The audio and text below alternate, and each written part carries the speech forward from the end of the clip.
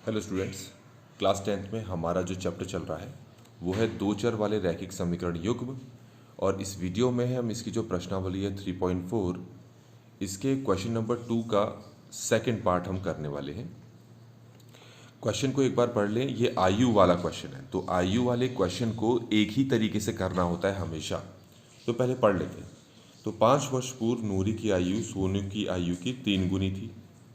10 वर्ष पश्चात नूरी की आयु सोनू की आयु की 2 गुनी हो जाएगी। नूरी और सोनू की आयु कितनी है? देखो, जो आयु वाले क्वेश्चन होते हैं जिसमें कुछ लोगों के बारे में, लोगों की आयु के बारे में गणना की जाती है, तो ऐसे क्वेश्चन में आप पहले उनकी वर्तमान आयु को कुछ मान लेते हैं। जैसे यहाँ पर दो लोग हैं, एक है नूरी, एक है सोनू। तो आपको इनकी आयु बतानी है कितनी है। तो इस तरह के प्रश्न पे पहले आप उनकी वर्तमान आयु मान लें। तो सबसे पहले मैंने यहाँ लिख दिया नूरी की वर्तमान आयु, वो हमेशा मैं x मानूंगा, और इसके नीचे मैंने सोनू की वर्तमान आयु, उसको मैं y मान लेता हूँ। ये हमेशा आपको ध्यान रखना है कि वर्तमान आयु वाले क्वेश्चन में आप पहले से क्या मान लो, x और y मान लो। ऐसे सर्कल कर देता हूँ ताकि आराम से दिखाई दे। अब अगर क्वेश्चन की पहली स्टेटमेंट पढ़ो तो पहली स्टेटमेंट से आपको पहला समीकरण बनाने में मदद मिलेगी। देखो, क्वेश्चन के पहली स्टेटमेंट में स्टार्टिंग में कह दिया 5 वर्ष पूर्व। इसका सीधा सा मतलब है कि नूरी और सोनू की आयु की जो गणना की जा रही है वो उनकी जो 5 वर्ष पूर्व की आयु है उस पर गणना की जा रही है। तो तुमने तो आज की एज x और y मान ली, तो 5 वर्ष पूर्व इनकी आयु कितनी थी? तो इनकी आज जो आयु है उसमें से 5 वर्ष घटा दो, तो 5 वर्ष पूर्व की आयु आ जाएगी। जैसे 5 वर्ष पूर्व नूरी की आयु थी, आज उसकी आयु है x, तो 5 वर्ष पूर्व थी x माइनस 5। ऐसे ही सोनू की आज आयु है y, तो 5 वर्ष पूर्व सोनू की आयु थी y माइनस 5। ये समझ में आ गया? ये 5 वर्ष पूर्व उनकी आयु है। तो अब प्रश्न में आगे क्या कहा है जरा हम उसको देख लेते हैं। तो 5 वर्ष पूर्व सोनू की आयु, ध्यान रखना पहला शब्द यूज हुआ है सोनू की आयु। 5 वर्ष पूर्व सोनू की आयु, तो 5 वर्ष पूर्व सोनू की आयु कितनी थी? y minus 5। तो स्टार्टिंग में ही कह दिया है 5 वर्ष पूर्व सोनू की आयु, जो मैंने लिख ली। आगे क्या कहा है, सॉरी उल्टा पढ़ते पहले 5 वर्ष पूर्व पहले लिखा है नूरी की आयु, पहले लिखा है 5 वर्ष पूर्व नूरी की आयु। तो नूरी की आयु तो x माइनस 5 है, तो 5 वर्ष पूर्व नूरी की आयु लिख लिया। फिर लिखा है सोनू की आयु, लिख लिया। फिर लिखा है 3 गुनी, तो 3 गुनी का मतलब है गुणा 3, और ये यहाँ पर इसको ब्रैकेट लिखा जाएगा और यहाँ पर इक्वल टू लिखा जाएगा। तो इस तरीके से बच्चों ये वाला हमारा समीकरण बन गया। क्या किया हमने? जैसा लिखा था हमने उसी के हिसाब से समीकरण बना लिया। अब ये x माइनस 5 का x माइनस 5 रहेगा यहाँ पर, ठीक हो गया। और आप 3 को y और 5 दोनों से गुणा करो। 3 को पहले y से गुणा करोगे तो कितना आ जाएगा? 3y। फिर माइनस है, 3 को 5 से गुणा करोगे तो कितना आ जाएगा? 15। तो अब हमारे पास ये क्या बनकर तैयार हो गया? एक समीकरण बनने वाला है। तो उसके लिए इसको आप यहाँ लेके आ जाएं तो ये हो जाएगा x minus 3y equal to, ये हमारे पास क्या है? माइनस 15। ये माइनस 5 को यहाँ लेके आए तो ये हो जाएगा प्लस 5। तो x माइनस 3y इक्वल हो जाएगा, ये कितना हो जाएगा यहाँ से? माइनस 10।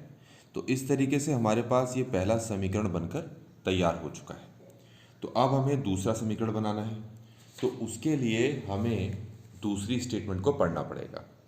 तो देखिए क्या लिखा है दूसरी स्टेटमेंट, 10 वर्ष पश्चात नूरी की आयु सोनू की आयु की 2 गुनी हो जाएगी। तो इसका सीधा सा मतलब ये है कि अब ये आने वाले 10 साल में की बात कर रहे हैं। मतलब आज जो उसकी दोनों की वर्तमान आयु है, आज के वर्ष के 10 वर्ष के पश्चात उन दोनों की आयु के बारे में गणना की गई है। तो पहले तो आप क्या करेंगे, आज की आयु तो x और y हम पहले ही ले चुके हैं, ये पहले से ले रखी है। तो अब आप क्या करेंगे, आज से 10 वर्ष पश्चात उनकी आयु क्या होगी, पहले आप उस चीज़ को यहाँ पर लिखेंगे। तो हमने ये लिख लिया है कि 10 वर्ष बाद नूरी की आयु होगी, तो देखो आज नूरी की आयु है x, तो 10 वर्ष के बाद उसकी आयु हो जाएगी x + 10। इसी तरीके से आज सोनू की आयु है y, 10 वर्ष के बाद सोनू की आयु हो जाएगी y + 10। ठीक है, ये तो हो गई नूरी और सोनू की आयु। अब इन दोनों आयु के बारे में, इन दोनों आयु को लेकर आपको किस तरह के समीकरण का निर्माण करना है देखें। क्या लिखा है, पहले नूरी की आयु सोनू की आयु की 2 गुनी है। पहले नाम किसका लिया है, नूरी की आयु का, तो जो है x + 10। फिर किसका नाम लिया है, सोनू की आयु का, y + 10।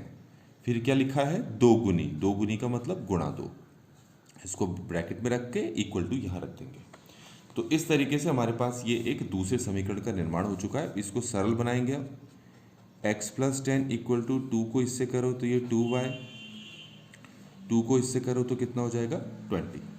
अब ये 2y को यहाँ लेके आएंगे और इस 10 को वहाँ लेके जाएंगे, तो हमारे पास क्या आ जाएगा, ये आ जाएगा x - 2y, क्योंकि ये +2y यहाँ जा चुका है, = 20 - 10। तो x - 2y, 20 - 10 कितना होगा, 10 होगा। तो ये हमारे पास यहाँ पर समीकरण बन गया है। अब हमारे पास जो पहला समीकरण है और ये जो दूसरा समीकरण है, इन दोनों समीकरणों को हल करना है। तो मैं लिख लेता हूँ x - 3y = -10, और ये लिख लेता हूँ x - 2y = 10। तो हमें यहाँ पर विलोपन विधि का इस्तेमाल करके इसको हल करना है। तो विलोपन विधि में आप पहले x या y पहले तय कर लें, आपको y को विलुप्त करना है या x को विलुप्त करना है। अब जैसे मैं यहाँ पर तय करता हूँ मुझे x को विलुप्त करना है, तो मुझे x के आगे वाली संख्याएं देखनी पड़ेगी कि उसके आगे वाली संख्याएं एक जैसी हैं, अलग अलग हैं। तो यहाँ के अकॉर्डिंग अगर मुझे x को विलुप्त करना है तो इसके आगे भी 1 है, इसके आगे 1 है, जो कि एक समान है। ठीक हो गया, इसके ये तो समझ में आ गया। अब एक समान है तो विलुप्त करना आसान होगा। अब अगली चीज़ आपको क्या देखनी है, दोनों के आगे का साइन एक जैसा है या अलग अलग। इसके आगे प्लस है, इसके आगे प्लस है। एक जैसा है तो ऐसे केस में आप दोनों समीकरणों को घटाएंगे। याद रखेंगे, आप ऐसे केस में दोनों समीकरणों को क्या करेंगे, घटाएंगे। तो उसके लिए नीचे वाला जो समीकरण है, ये x है, इसके आगे प्लस है, तो घटाने पे हो जाएगा माइनस। ये माइनस है, घटाने पे हो जाएगा प्लस, इसके आगे प्लस है, हो जाएगा माइनस। x - x कट गया, -3y + 2y, ये हो जाएगा -1y, -10 - 10 कितना हो जाएगा, -20।